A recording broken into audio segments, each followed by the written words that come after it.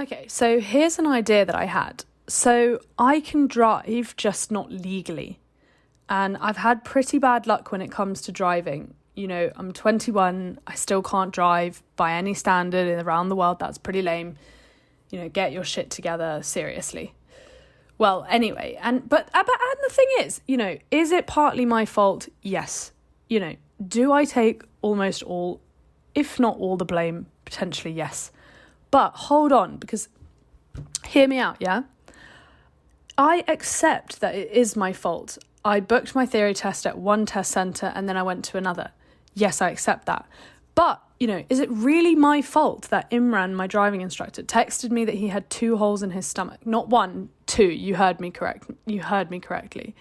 In his stomach. And he only texted me 9 days before my actual driving test that he wouldn't be able to make it to the test with me. I think that's bad luck. Well, so anyway, one of my mates, she's Filipino and she took her driving test in the Philippines naturally. So she told me that the driving test there is basically, so you switch on the car, park it, and then you switch the car off. And she's been driving in the UK, like, under her Filipino license. And by the way, she can drive, like, well, regardless.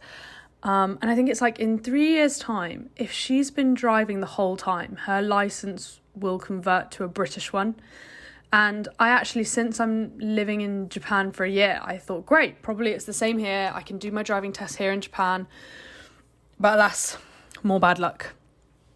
So even though the Japanese drive on the same side of the road as the UK, which is random, like just considering that everything here in Japan, if it's Western, it's usually American, aside from the obvious, like, Peter Rabbit, I don't know, like Winnie the Pooh, those things. So I would have thought that they would drive on the right side of the road, but Japan just decided, like, nah, sorry, that's where we draw the line.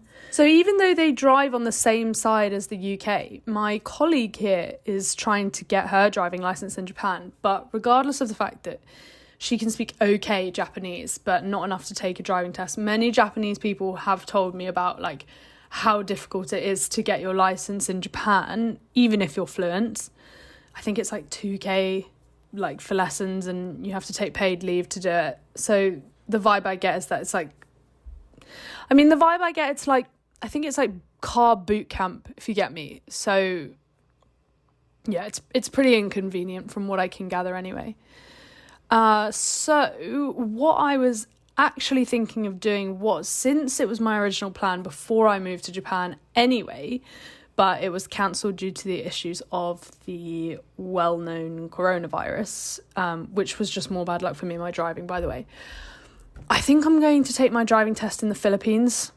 I feel like they speak pretty good English over there, and if not, I reckon my Spanish should be okay. I mean, you know, as I said, I can drive, just unfortunately not legally, sadly. I mean, how's that for a plan? Let me know what you think.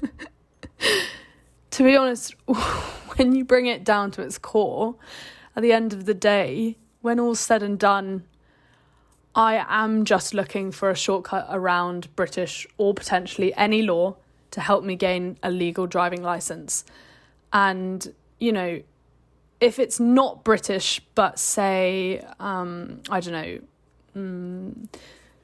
Zimbabwean or whatever. Like, so if it's not a British license, my only criteria is that it requires no test in order to convert into a British one.